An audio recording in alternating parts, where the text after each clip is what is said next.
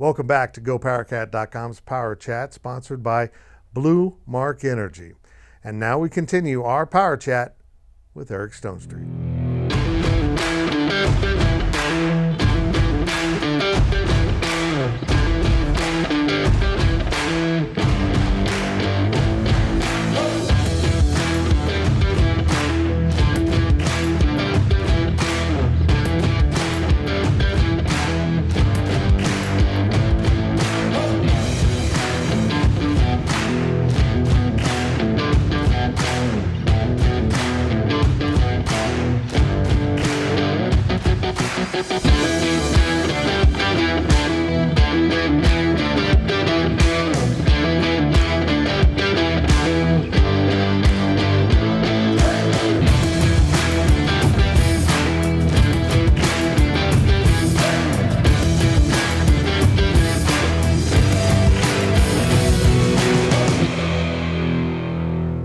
Welcome back to the Power Chat. That was a long break. We don't really do breaks. I just don't want to keep talking to you. I'm just kind of tired of it. Yeah, me too. Feelings mutual. So. And let's shift to K-State. Yeah, love it. We didn't know each other because we were... You're older. I'm old. Oldish. I'm 47. And I'm 55. But so the young guys in my fraternity, we're both Pi Kappa Alpha Pikes. The young guys in my house were your old guys. Yeah. So we have that bridge in between. Yep. But those are similar experiences. Yeah, I think so. I mean, I came here as a sophomore because I did 1 year at a junior college in Kansas City because I thought I was going to be a track athlete. That's right, you were a thrower. I was a thrower. And so I realized the college discus is really heavy. Like substantially heavier. Keep adding weight to you. Yeah, and then the college shot put was like, I'm sorry, 16 pounds. And I was just like, I'm not going to make it to the Olympics. So, and then I tore my rotator cuff and I'm like, I'm good on this. And then I transferred to K-State. And you got into the typical K-State experiences. I did. The first couple of years I was here, it was just fraternity stuff and having fun. And I wasn't a big partier. I wasn't a big drinker, which was unique for the Pike House. I was a clown. I did birthday party weekends. I'll never forget. Remember Steve Heck? Yeah. Steve Heck was our president, and I was putting on my clown makeup out of my little pink and green caboodle that I still have. Oh, no, caboodle? This is a word I don't know. A caboodle, it's a makeup kit that girls carry. And clowns. And clowns. Okay. Yeah. And so I got my makeup in my caboodle, and Steve Heck, who's like, you know, he's a classic like fraternity guy. Right. Like he's got the polo and the jeans and he walks in and he goes, Stonestreet, what are you doing? Like I'm putting on my clown makeup. And I saw him like go from like thinking like, well, am I going to make fun of him or am I going to learn from him? And he walked in and we had the best conversation while I put my clown makeup on. But that's essentially kind of a fraternity experience in my experience of like, there were so many different guys there from Western Kansas, Kansas City, different backgrounds and interests, and nobody gave me trouble that I, on the weekends, donned my clown costume and went out and performed for kids in birthday parties in Manhattan. He came in and talked to me about how I got into clowning. You meet so many guys of different backgrounds and different personalities, some hard to get along with, some easy, but you got to get along with them. Yeah. You're all living in a house of 60. I hate the reputation that fraternities used to give. It's like, I don't have to pay for my friends. It's like, that's such a dumb thing to say. It's like it has nothing to do with that. I mean, my best friends I met in my fraternity house at K-State because we were all going after the same thing. Think of it what you want, but it was a goal to get initiated and to get into the house and to become, you know, a fraternity brother. And we did it all together, and I loved the experience. And I certainly didn't think I was paying for friends. Like, it's so dumb. If I could pay for friends, I'd pay for better looking friends than the ones I ended up with. Exactly. But, I mean, those are the guys I still cling to. Yep. In fact, when we get to the end of this segment, I'll have our overtime, which is 5 questions from one of our subscribers, and he too is a Pike. So cool. Thought it was good to get him involved. Okay, so you're going to games. Going to games, working at games though too. I was a security guard. Started off as a security guard at Bramlage and what was it, Wagner Field, I guess it was when I was there. So I was doing security, going to games with my back to the game most of the time. But yeah, also going to games. I didn't work all the games. Were you the cool security guard or the jerk. I was pretty cool. I had some experience because I worked at Sandstone up in Kansas City before I came to college, because I was a big kid for my age, and I got hired early on because my sister knew the guy that hired. So at 16, I wasn't supposed to be working, but I was. I saved a girl from getting squished by New Kids on the Block fans. It was probably one of my most heroic moments. Yeah, that's awesome. I carried a girl out of the center aisle at Sandstone Amphitheater because the crowd was so wild and crazy over New Kids on the Block that she got squished up against the barricade. Like, out of my way! And I'm like, God, I wish there was a camera on me at that time. I'd love to see the replay of me carrying that girl up to the ambulance. Did you actually walk out in slow-mo, though? In my mind. Okay. A great story there, real quick, going back to the acting stuff. The first job I ever had was Northwestern, and they were shooting part of it in slow motion. Okay, now I didn't go to acting college or acting school, never went to on-camera training or anything like that. So they're like, okay, Eric, we're going to shoot this in slow motion. And so they're like, action, and I take off. And they cut. I've told this story a lot. They're like, hey, bud, so the camera catches your action in slow motion. You don't have to run in slow motion. I'm like, was I running in slow motion? They're like, yeah. I'm like, okay, well, I'm not that dumb. It must have been just something psychological. And they're like, okay, yeah. Whatever. Yeah. So embarrassing. I ran in slow motion. Plus, you're painted purple. Painted purple. So it's hard to have very vulnerable. Much credibility. Very vulnerable. Do you got any great K-State sports memories, even though you're backwards to the game? Well, I'm not going to ask you scores. Yeah, I told him before, I'm like, I can't remember specific scores. You know, I remember the Matt Miller, listening to the Matt Miller drive. What were we, at Texas Tech or Texas? When we came back to win game. There was a Cincinnati one. Cincinnati. Yeah. That's what it was. I remember all of us huddled around a radio in the cafeteria at the Pike House. That was a big one. When we beat Nebraska for the first time, we were all at the Pike House. Did that happen here in Manhattan, or was that up in Nebraska? It was here. Yeah. Yeah. I don't know why I wasn't at that game, but I remember listening to that. That Matt Miller play, if I recall, was the exact same play as the Frank Hernandez play to beat North Texas, just opposite side of the field. Yep. You run off to one guy, and he goes to the post, or it goes to the flag, and the quarterback just throws it out there, and he goes and gets it. Yep. Kevin Lockett was on the other end. Kevin Lockett. You know, most of they're gone, man. I mean, my memories. I mean, I was here 91 to 95, so I was here in a really transitional period of time as far as K-State football, going to the Weiserloch Copper Bowl. I mean, I think that was 93. Yeah, we had a fraternity brother of mine that walked on at K-State. It was a K-State football player. He got to go to that game, so we were all supporting him. And a couple guys were in the house. Al Jones, former tight end at K-State. He was a Pike, and had a couple players. Still in contact. Yeah. I get texts from Al every once in a while. But overall, just the feeling of like we had a football team. That's what I take. John Butler, defensive end for K-State. He was a Pike. He was in the house at the time when I was here. Going to class, I was in sociology, criminal justice, and most football players were all in. I was like, what is going on here that I'm in with all these guys? Little did you know you picked the major that they picked because it's easy. Yeah, exactly right. And I wondered why I did good in those classes. Leon Edwards, remember the little running back Leon Edwards? He and I were buddies in a class, and I would give, in my Ford Contour, I would give those guys rides every once in a while. No, I had a Cutlass then. I had a Cutlass Salon with Fizbo as the license plate tag. I don't even want to get into all the ladies you probably landed because of the Fizbo license plate. There you go.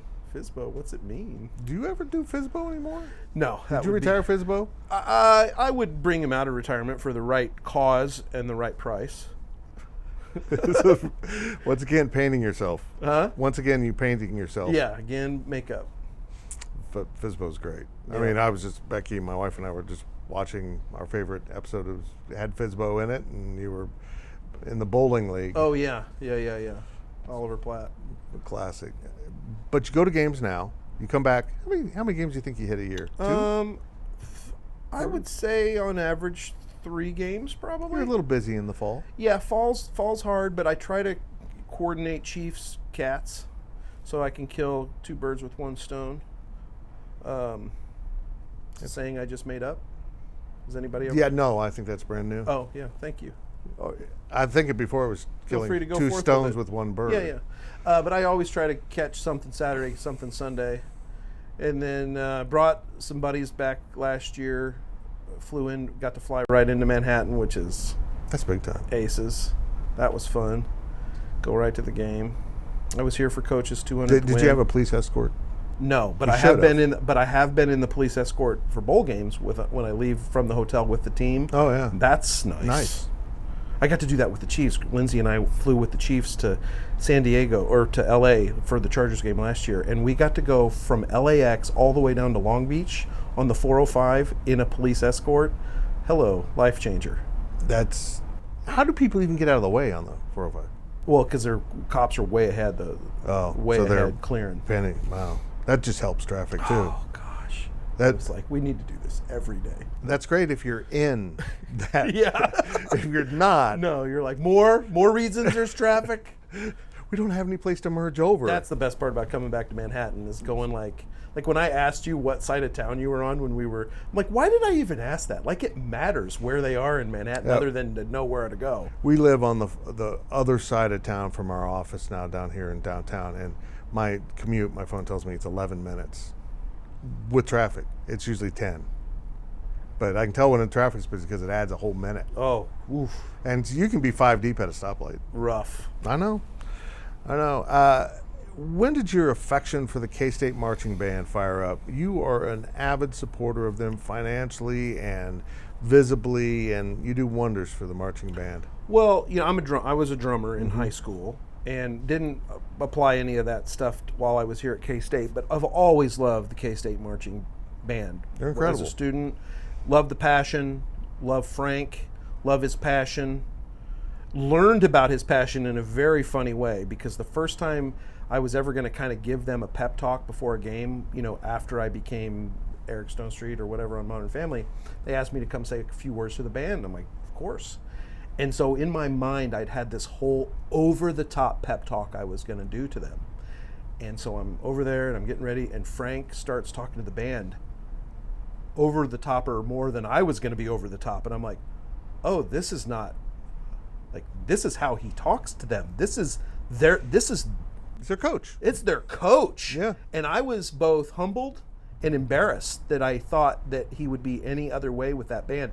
But if you're watching this, go over behind Bramlage if you can. I don't know, before a football game, and watch Frank Trace get that band pumped up to play for a football game.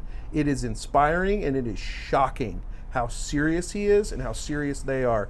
And it then makes sense why they're as good as they are. I was blown away. So then I was just like, okay, change gears. Glad I'm an improviser and knew, and then totally took a different approach. But it was freaky, That's amazing. jacked up he gets. That band has gone from, he built it like the football program. Yeah. And now it's something, and he comes out of Ohio State, which is the Alabama Mecca of marching bands. I think the first thing was he's told the story. I don't like to talk about me in that way, but I just saw on TV or live, I can't remember, it was raining, and I just didn't think their gear was appropriate for the weather that it was out. And I thought, well, how can I help out there? And called him and said, what do you guys, can't you get some coats or something? He's like, well, they're X amount of dollars. And I'm like, okay, well, let's get those. So that was my first sort of thing, is like getting the band their coats.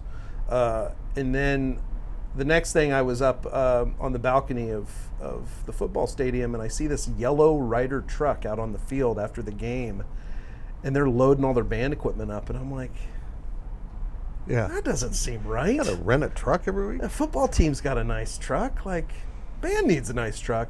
So my friend, people don't know Keith Carter, Dallas Trailer in Dallas, Texas.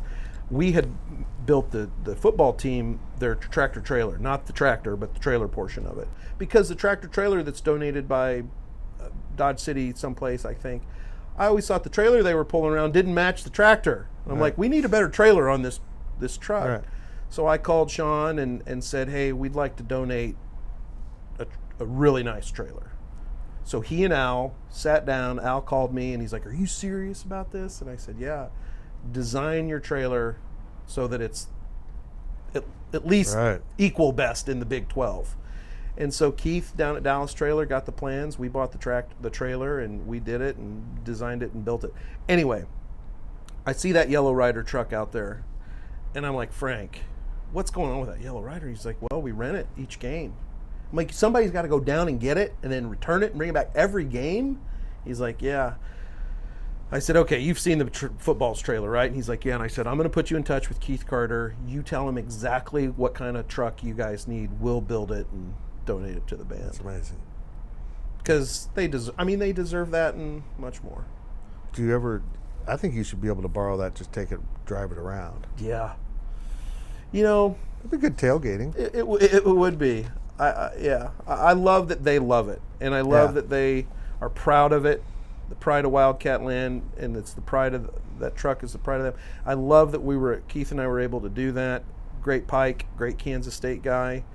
I mean, you talk about, again, fraternity brother, called him with that football trailer, and I said, do you want to do this? Yes. Band truck, do you want to do this? Yes. Donated the time and the labor on it, and it was a big deal for his company to do that. That's really cool. Now you're of course a K-State fan. Everyone knows that. Chiefs and Royals too. You wear your colors on your sleeve. You are the consummate fan, but you have a big platform. Yeah. Seems like every time you're on something, you end up talking about one of those three entities, depending on the season. Yeah, it's a passion of mine. I mean, I love the Chiefs. I love the sport of football. I mean, football is my sport. I like baseball. I like the pageantry of baseball. I like going to baseball games. I don't follow baseball like I follow football. Correct. And me too. And the Kings, LA hockey. I follow the LA Kings because I'm a season ticket holder there. But I follow football. I can watch anybody play football. I can't sit down and watch a Brewers Cincinnati Reds game. Not interesting to me. But I can watch professional football game that I don't have a dog in the fight, and I can certainly watch a Saturday afternoon of college football where I don't have a dog in the fight. So my passion is football. And then my two teams are K-State and Chiefs. Kansas City's on the possible list for an NHL team. Should happen. Would you switch allegiances from your Kings? For sure. Interesting. For sure. I would not only I would switch allegiance, but I would try to become one of the people involved in the team. I mean, I've told Gary Bettman personally Kansas City deserves an NHL team. I think it's a better fit than NBA. Oh, for sure. It's a college basketball town. Don't take that away. For sure. And I think Kansas City would rally around a hockey team. The Hunts, I hope it works out. But I don't know when. I don't know how it's going to happen. I want to back up. I missed something in that first half I want to ask you about. So you get a Modern Family for 2009, and then 2010 you win a damn Emmy. Yeah, right away. And then you're nominated again in 11, and you win again in 12. Mm-hmm. When you're up there at the Emmys, are you like, is this really happening? Yeah, I blacked out the first one because my publicist, they send you a schedule of the Emmys, but I didn't really pay that much attention to it. I mean, I had written a little crib sheet down with like bullet points in case I won, because Tina Fey was actually the person that told me the night before the Emmys, she's like, have something written down just in case you win. That's my advice to you. And I was like, okay, because I was like going back and forth of like, well, if I write something down, because I hate actors that get up there and be like, oh my God, this is so surprising. Right. I won a thing. And it's like, how surprised are you? First of all, you have 1 in 6 chance of winning, so it's not like you were just plucked from the universe and be like, ooh, what a surprise. So I was sensitive to that. And so you see me, if you watch the video of me getting up on stage that first Emmy, you see me reach into my pocket and pull something out, and it's that little sheet that just fit in the palm of my hand. And then I never looked at it. I kind of went off of it. I remembered everything I wanted to say, but I was blacked out. And I get up there, and the first person I see in the audience is John Goodman. I mean, I literally make eye contact with John Goodman, and in my mind, I'm like, oh, shit, it was John Goodman. And I'm in front of all these people. This is crazy. And then right before I won, Betty White comes out with John Hamm, and my mom leans over to me. I took my mom and my then girlfriend, and my mom leans over and she goes, I would like to meet Betty White tonight if possible. And I was like, well, wait just a second here, and we might get the chance to both meet Betty White. But my point was, I didn't look at the schedule, and I didn't realize that my award was the first award up of the Emmys. And when they said Best Supporting Actor, I was like, oh, this is happening right now.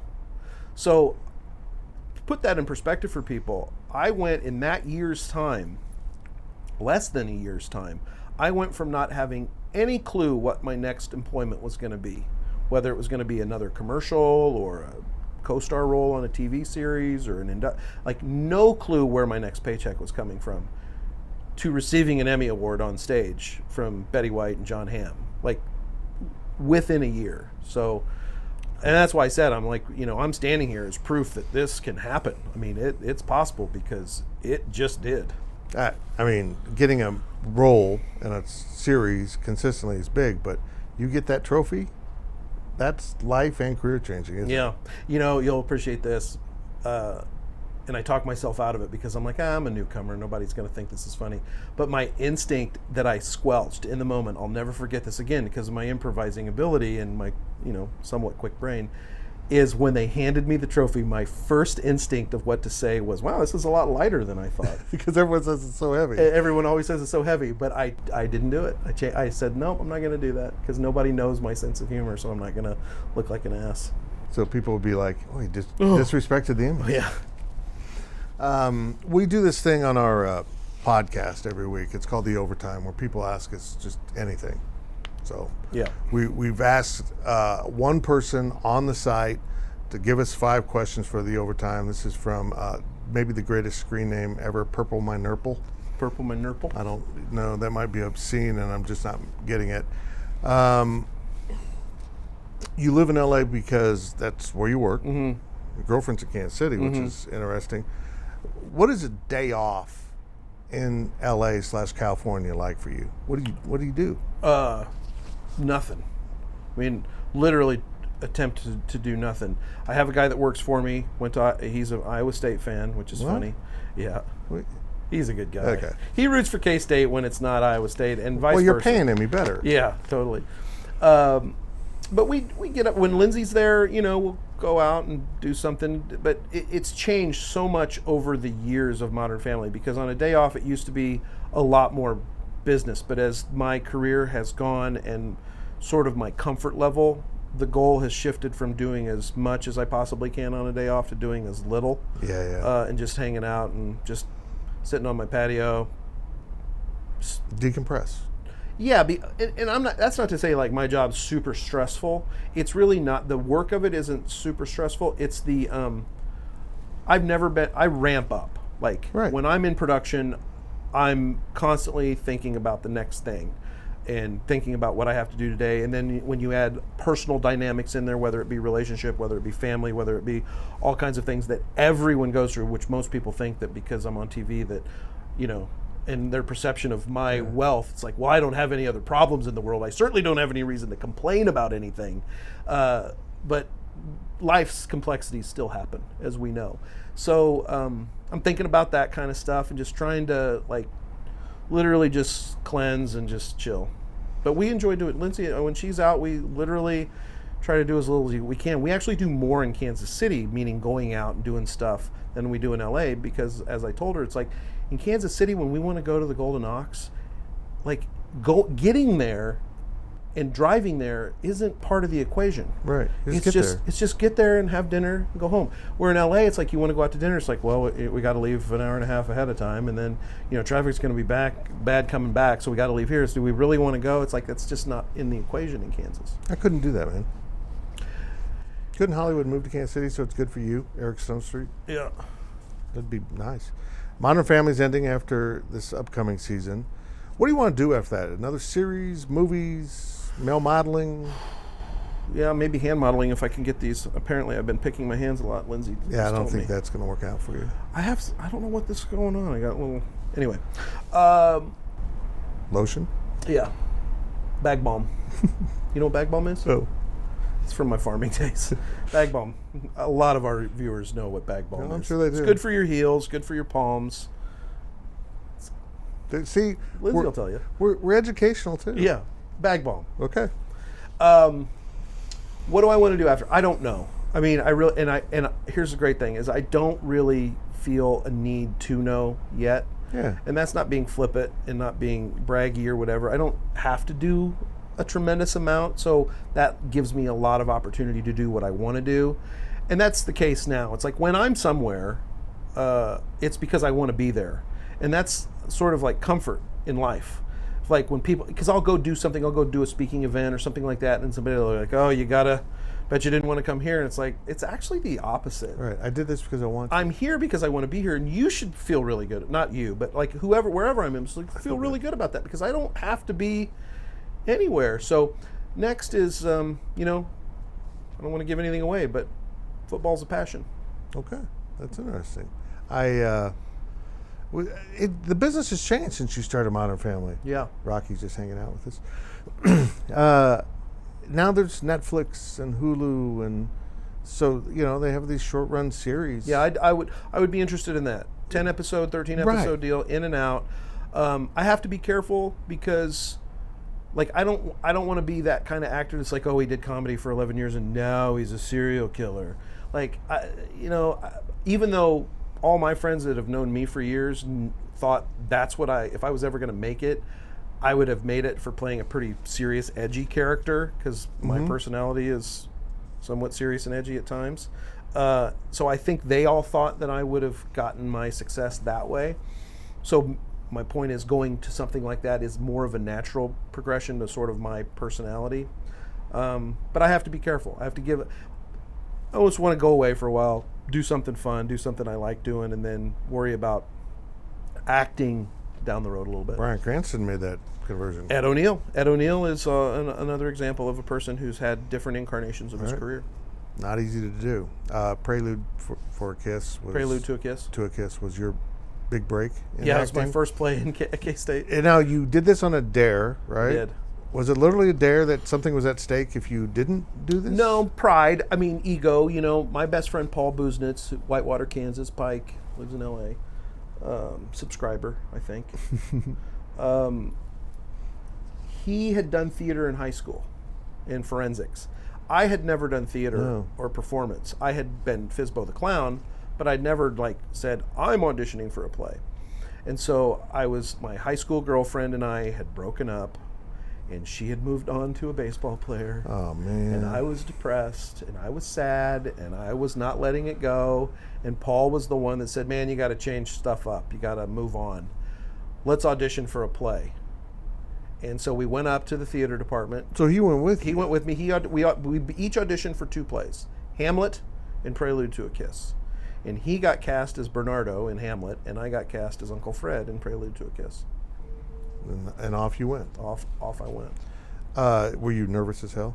I think I was nervous, but this is what's strange. And I just witnessed it yesterday at the Wyandotte County Fair. And I told the little kid, I said, what you did just a second ago bodes well for you in life. I'm proof of it. I can tell you from experience. Because he got up and sang the national anthem with no real reason as to why he should be up there singing the national anthem. No way. 10-year-old kid. I mean, his voice was fine. It's a 10-year-old. It's certainly not Star Search quality. I just aged myself there. Certainly not America's Got Talent. Thanks, I'm Ed McMahon for Star Search. But he's certainly not qualified to be out there singing.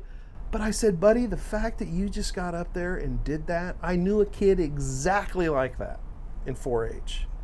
And man, things turned out good for him, and I can tell you that your willingness to do that is a really good sign for your life.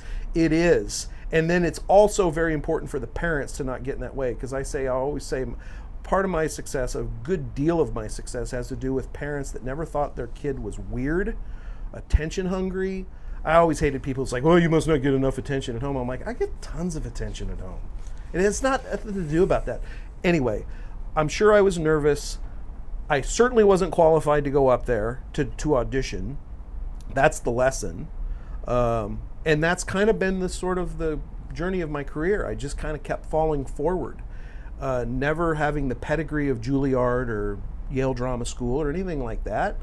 Kansas State is where I figured out what I wanted to do. That's why I'm passionate about Kansas State, and it's been my message anytime I've gotten a chance to talk to the football team, the band, or whomever I'm talking to, is I'm not going to sit here and tell you about blocks and tackles and things like that. You guys are qualified to do that. What I'm going to talk to you about is that I'm a person that was right exactly where you are and found my own success. So take that and know that bloom where you're planted is what my football coach always told me in high school. And you're in Manhattan, Kansas. And it doesn't mean you can't become whatever you want from right here in this town. It's great advice. Yeah. It's great advice. Do you have one PG-13 story from the Pike house? A prank or something? Oh, I was an ass. I've heard a story or two. Have you? Yeah. I was rough on the pranks. My dad taught me how to be a prankster. I mean, he was a legendary prankster. We used to, thinking about what we used to do is, we used to, the Pike house, the doors are right across from each other. Yeah. They were at least. Yeah. And so you tie a rope on this doorknob and then tie a rope on this doorknob and then knock on the doors and they can't get out of their room. And then what we would do is add an extra layer. I'd take a manila envelope and fill it with shaving cream and then slide that under the door, knock on the door, and when they'd start pulling the doors, then we'd poof, and the shaving cream would just explode into the room. That's good. That's for free right there. That was my dad. My dad taught me, he's like, have you ever done shaving cream in a manila envelope? And I'm like, no, go on. We used to do ice baths where, anybody that was an over jerk to the pledges or whatever that was inactive, then they needed to be taken down a notch. You'd ice them in the middle of the night. That's a rough one. That is not good. No. That's similar to one I heard about. That I did? Yeah, you hosed down the entire sleeping dorm one night. Oh, yeah. Yeah. Probably made a lot of friends with that one. Well, and then there's all these guys are in electric blankets, and I'm like, oh God. We had fun. We put a guy's whole bedroom up on the roof one time. Took his whole mattress. Amazing. His whole mattress, his whole thing. He came home, boom, up on the roof. If you add in hangovers and blacking out, you got a movie right there. Yeah, but again, I wasn't like a drinker. My nickname's Stoney. Mm-hmm. My best friend Paul Boozen's nickname was Booze. Neither of us were huge partiers, but when you heard Booze and Stoney were coming to the party, you're like, all right. And then we'd walk in and be like, hey guys, nerds. Not nerds, but That's awesome. Football season's right around the corner. Fans are fired up because Coach Kleiman's talked about possible alternate uniforms. Oh yeah, I don't care about that. But you don't care about that? No. Are you a traditionalist that this is what we built K-State football on? No, I'm not that way either. Like, we don't want to get into, how I feel about a lot of things about Coach Snyder, and I'm amazing. Yeah, amazing.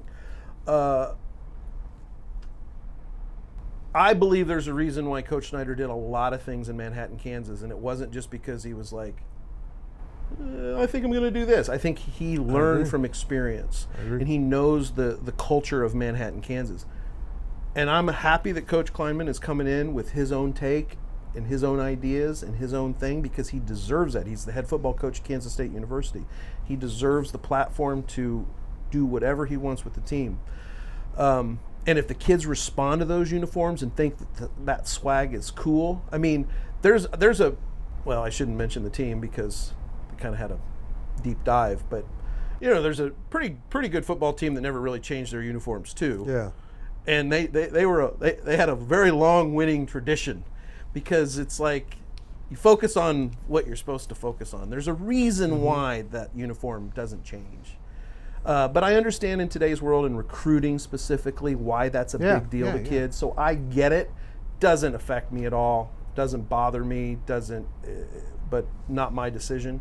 And I'm good with whatever. I certainly don't want to be Oregon or even Oklahoma State. Yeah, stupid. Just stupid. Yeah. I think it's stupid. I'm an all-white fan. Just go with all white. One game, white helmet, purple. I love when the Chiefs are don the all reds. Yeah. It's so exciting. It looks cool. I know the offensive linemen hate it when they do the all whites, and I know K-State offensive linemen will be like, we're good on the all whites. We don't need whites. We don't need that on film. Yeah, nobody needs to see that. But sure, for recruiting purposes and just for the swag appeal, I know Al would probably love it. I love Al to death.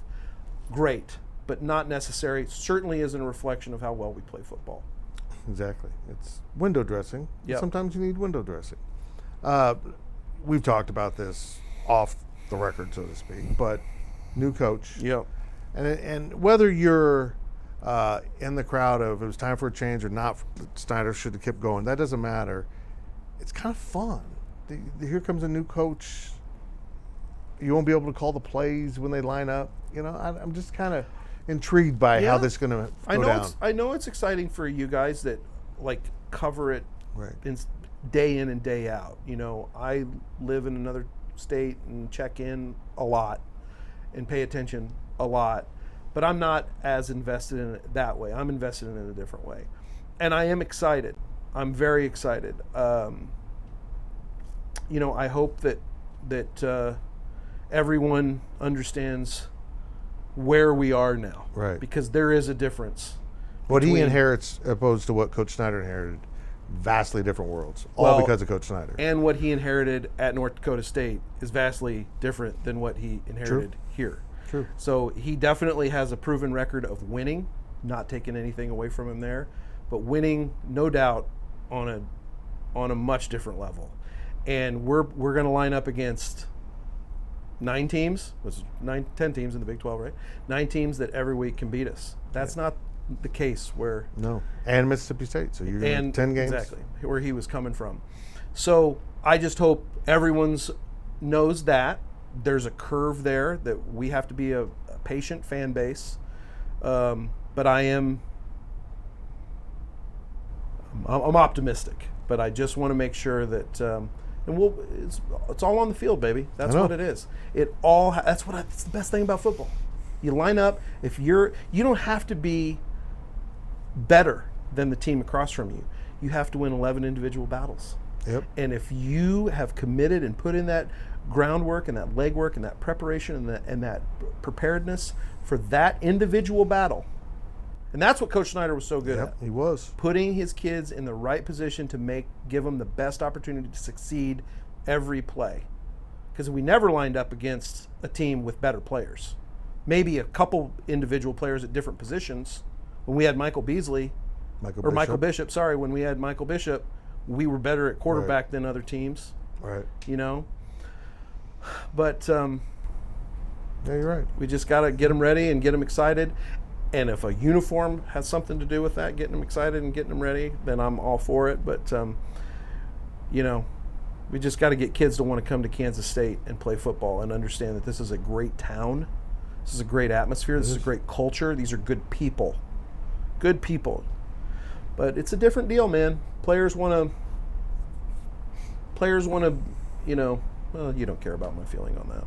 It has changed. Yeah, it's changed, and it took a special kid to want to come to Manhattan and play, because we are on a little bit of an island. Somebody was just telling me the other day, I forget where I was, but he was like, I like you because you root for Kansas State. And I'm like, oh, are you a K-State fan? He goes, no, I'm an Auburn fan.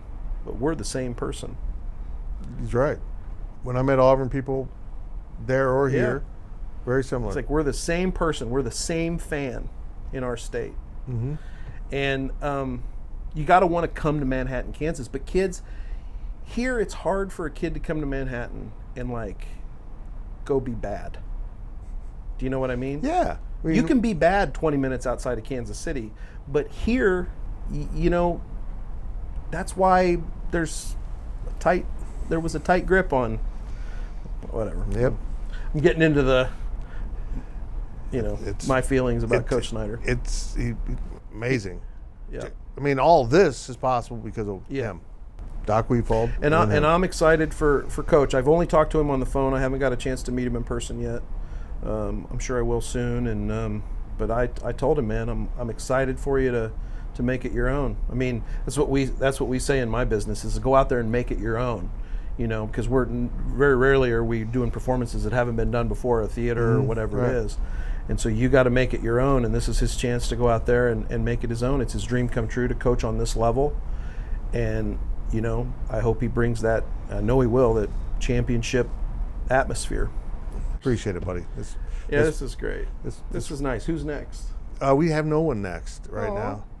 And I don't even know if this episode's the first or the fourth of our first mini season. Oh, when's it going to be on? It'll be in August sometime. Oh, nice. So it's August right now. If you're watching, don't confuse. It is August. Yeah, I'm in L.A.